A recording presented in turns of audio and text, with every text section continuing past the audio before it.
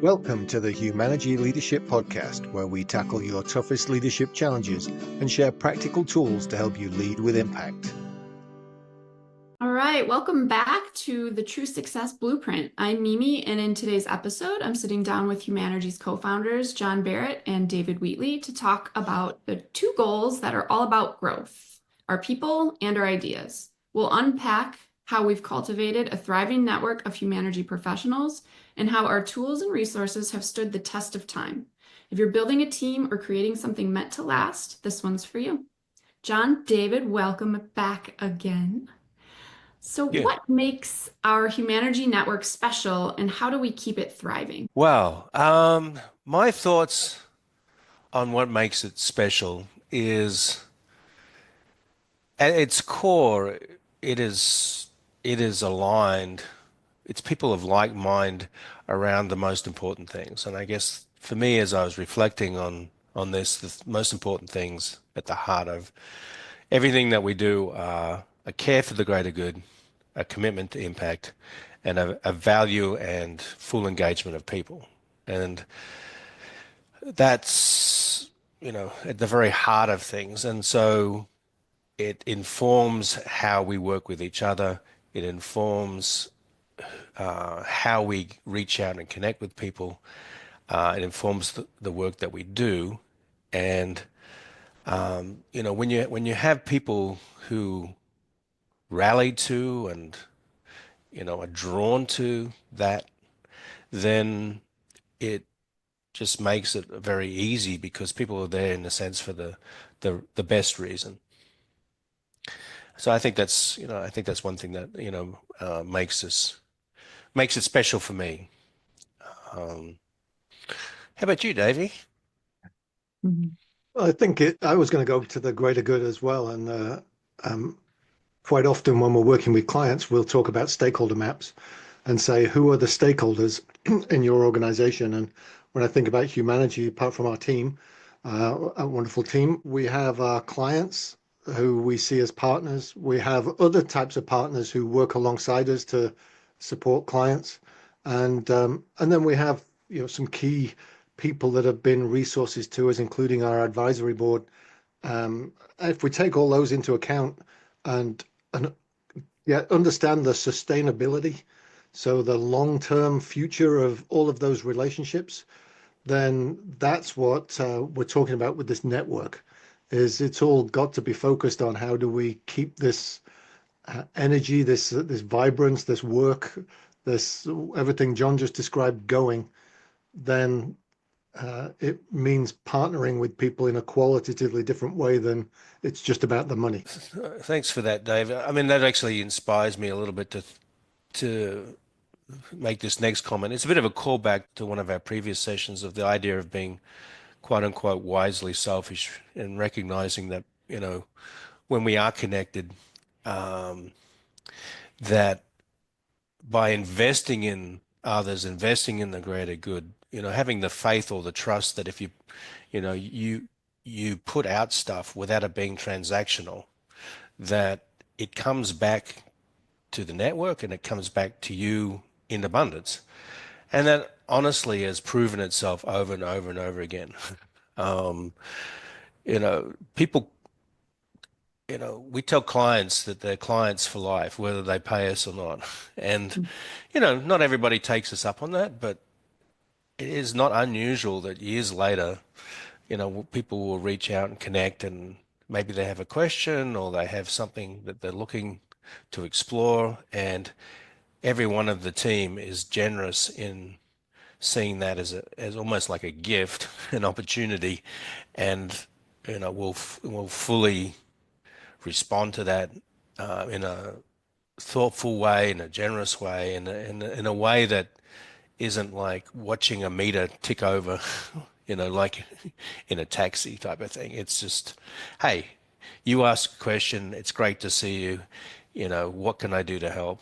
And when you've done that a couple of times, and you start to sort of reap what you sow, it becomes really, really easy to continue to invest in the network. And because then the network invests in you, and that's really what makes it so special. And I think it sometimes you can see that as feeling a little transactional, but it's not. It's just a matter of care. And so if you're between jobs and you want to have a 15-minute, 20-minute, half an hour conversation that helps you out because you found value in what Humanergy folks have done, then that just becomes something that our Humanergy team will do. It's just, yeah, that's cool. I do this because I care about you. And it's not a matter of, hey, I expect this to turn into something later on. It's just I care about who you are and your success. And by the way, that focus of care has quite often resulted in a long-term relationship. But that's not by any means the way that I think we go into it is, well, if I do this, then B will happen. It's a matter of I do this because somebody's asking for some help and I can support them, and that's a good thing. There's a nuance there that I just want to pick up on because I think it's at the heart of the special. The genuine intent of I'm doing it because I care it's authentic and it's real, and it feeds that. Now, it also turns out that, you know, if I do A, then at some point in time, who knows, B squared comes back in some way, shape, or form. Uh, However, if you do it with a transactional focus, then it sort of breaks the magic, and it defeats the intent and it defeats the whole experience.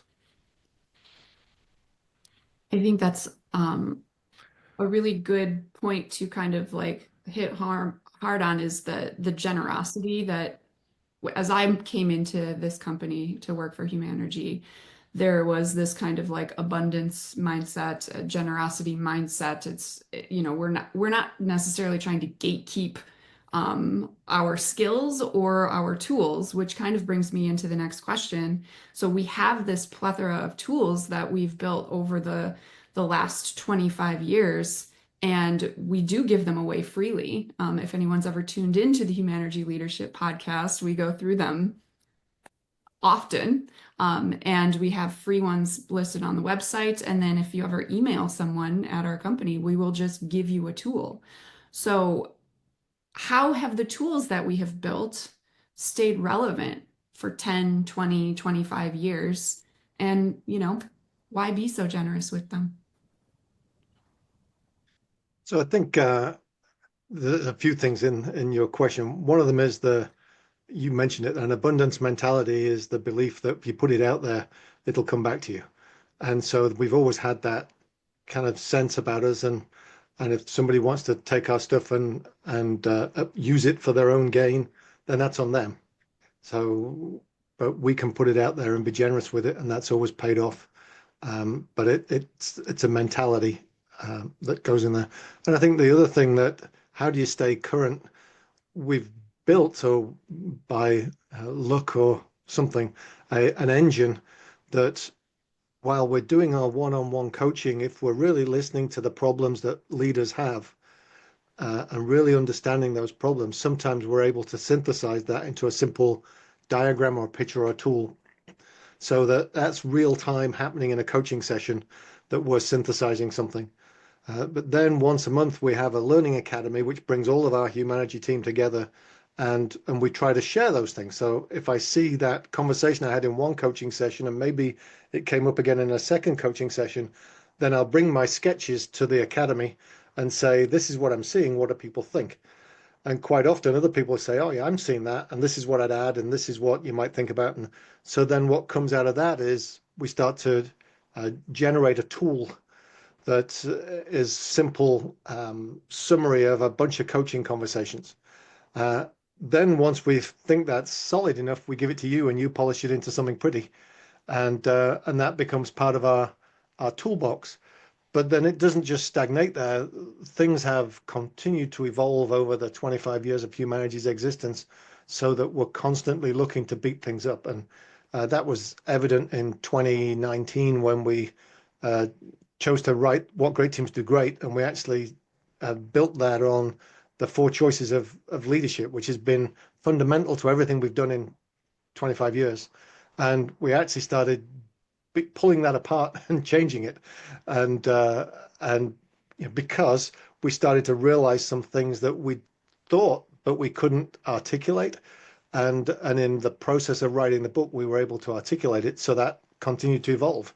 And that's the way that I know John and I started at the beginning, and now we've got a whole team of people that continue to work that way, that that engine keeps returning, because then we take that tool and we offer it back as a tool in a coaching session. And quite often people say, wow, that captures exactly what I'm thinking about and is really helpful. And so that has perpetuated. And that links back to that generosity, is that we've learned from our clients, and we take that learning, turn it into something that then we can support our clients with. It's a great summary, Dave. If I could just be bold enough to add one thing, I think is uh, there's one of my favorite sayings, which I think is a caution, is, if you have a hammer, be careful that not everything turns into a nail. And I think that is a caution probably for any consultant or helper, is, we do have tools, but when the tools dominate the interaction and they shape what we see, how we see it, and then also the solutions potentially that we offer, then we are limiting the impact. And so I think I would add is that we are people and impact centric, not tool centric. And so the tools are an extraction of some insight. It's the mentality that we have is people and impact, and the tools are always secondary to that. And then I think the other thing that I would want to stress is that every interaction that we have, we treat as a learning opportunity. I know for a fact that after every coaching session, each of the humanists is thinking, okay, what worked, what didn't work, how did that fit, how was it used, what were the limitations, etc. And then that action learning cycle occurs, multiple times a day, at the front line. And then it also occurs more formally, as Dave mentioned, in the monthly academies. And so, these tools are constantly being refined, in both what they look like, and then, as importantly, how they're used, how they're interpreted. And so now, after a while, some things stabilize around, proven impact.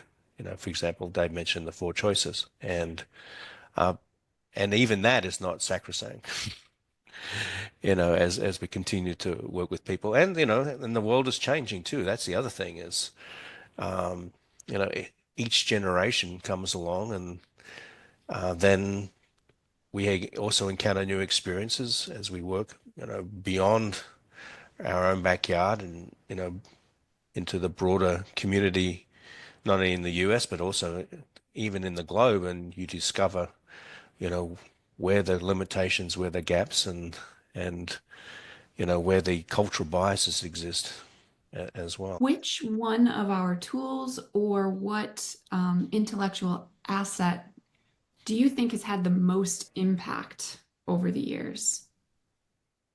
I know that we just talked about how they change and they refine.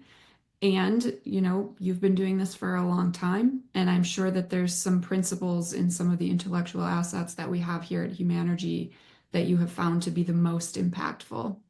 And so I'm sure our listeners would be curious to know which ones that might be.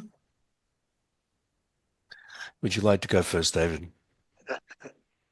Well, I was going to go second, because Okay. I was going to let you go with the four choices, and I was going to go with the red path, green path. But that was assuming you were going to go with the four choices. And so I'll just take both, yeah, because I think I actually put them together.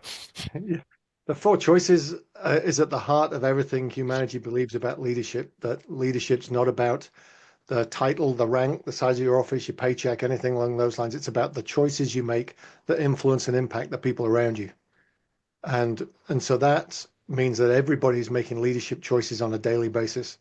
And that framework has helped a lot of people realize that even if they're not in that supervisory position, they are making leadership choices. And it goes to that community because it warms my heart the most when people have picked that up as part of their work. And then in the next coaching session, they say, I had a great conversation with my 15-year-old about the four choices last week. And it's like, okay, that means it's universal, it's applicable, and it's really taken to that person that they can use it at home. So, and then that links to the red path, green path, which is all available in What Great Teams Do Great. If for those listeners that haven't found that wonderful book yet, that the red path, green path is the sequence of those choices. And so the idea being that every choice you make is laying a brick on your path, and it can lean to the red, which is passive or destructive leadership choice, or it can lean to the green, which is productive and a transformative leadership choice. And what we're encouraging people to do, and I think what our work has been for 25 years, is helping people lay more green bricks than red bricks. And both the four choices and the red path, green path tool are available in the freebies dropdown on humanergy.com for folks that want to dig into that more. But the red path, green path idea, especially with some of the red path characteristics, say the behaviors that go like attack, avoid, um, be defensive, make excuses, blame others. Those things have really resonated with people because they feel real and we're all guilty of it. And then how to move to the green path, to listen, to engage, learn, align, and coordinate, those kinds of things that are real practical. That tends to have been probably the stickiest thing we've ever come up with, is that red path, green path tool, which is built on the four choices. So that leaves John with very few places to go now. So here's what's fun about this. So Dave and I have had zero conversation in preparation for this, and it has been, and we're really, if you get to know us, we're really quite different people, and yet we have converged on just about all the key points that we've been sort of sharing today. So I actually, in anticipation of this question, I came up with two, and one was exactly the fundamentals of choice and the four choices, and then when you have a habit and a culture of those choices, then you form paths, right? You take a path, red or green. So Dave's talked about that. So that was my number one, and my second number one is we had the opportunity to develop a leadership 360 over 20 years ago. And it was just a wonderful opportunity in a partnership with a client that we were able to invest the time and energy and, build this. And the reason why I pick it is done right. And, 360s can be done wrong. But between the tool itself and the process that we've, co-developed with, our clients over the years, done right, the 360 process is transformative. Even if people initially are resistant or at some point in time, that experience of going through that, they aren't the same, in some real sense, they are different and better having gone through that experience.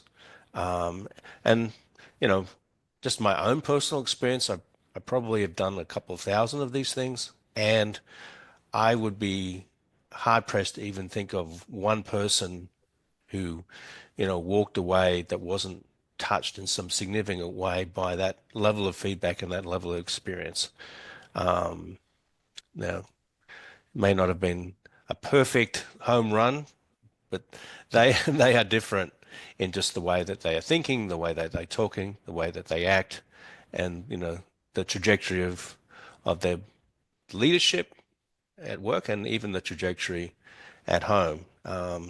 So again, done right with the right process and the right, like guidance, I think our 360 has proven itself. And when we have actually used other tools, for whatever reason, we've actually literally had people say, you know what, I appreciate you, trying that or using that, etc. Can we please go back to your tool? So whatever we did, um, which in fact was again building off multiple experiences with multiple other tools, we managed to crack a real code there in terms of, while it may not be again perfect, it is impactful, it's special, and it does the job. So that's my other number two. Sorry, other number one. A good number one. Yeah. The 360 is extremely robust, and I think, like John said, anyone who gets the opportunity to go through it is changed, because just the idea that that many folks are giving feedback on you is kind of like it's nice to know that people are actually invested that deeply into your leadership journey. And so that alone, I think, is um, like a special piece of that process. And then you get all of this rich guidance beyond it. So it is an extremely valuable tool. Yeah, John alluded to something as well. I just want to pop out that the 360 in itself, I think, is a great tool, and our version of the competencies and behaviors, I think, that stand up against anybody else's. I think the other thing that I'd really stand out and emphasize is our process for engaging people in a 360 is better than anybody else's, or so far that I've seen.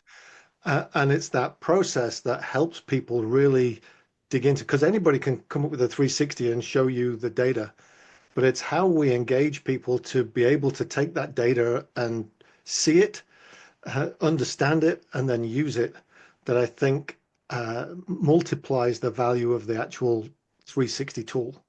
And that again has been refined over many years of practice and adding to it. And it's all focused on how do we help the client get the best out of this, and so that they're being the best version of themselves moving forward, which I think is different to a lot of the ways 360s are used.